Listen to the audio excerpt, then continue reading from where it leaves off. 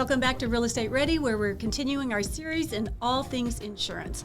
So, in Texas, it's well over 100 degrees again.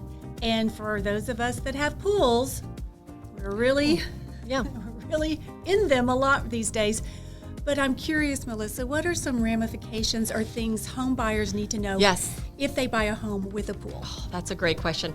So when you have a pool, you need to think about personal liability, right? I know this is really confusing, but let's really break it down. What is personal liability? If you have a homeowner's policy, it's automatically built in. Just so you know, the standard amount is usually $100,000. That means if Rosa comes to my house and we're hanging out in the pool and she gets hurt, right?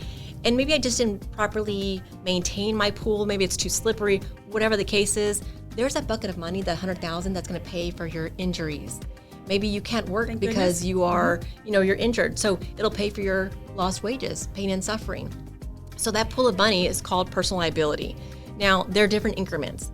For people who have pools, that's an added risk, right? People who have pools have a higher risk than someone who doesn't. Especially if you have small children and they want to have friends over, you need to have at least $500,000.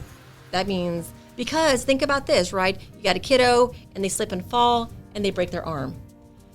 They may need therapy for a longer period of time. So again, when you buy a house with a pool, definitely consider increasing your limits, and the cost is like an extra $30, $40 a year. That was going to be my next question. It What's is not the cost? So $40 more a year, that's nothing. Insurance well worth $40 Absolutely. a year. Absolutely. Well, that was very informative. Thank you so much. We will see you next time on All Things Insurance, because I have more questions for Miss Melissa here.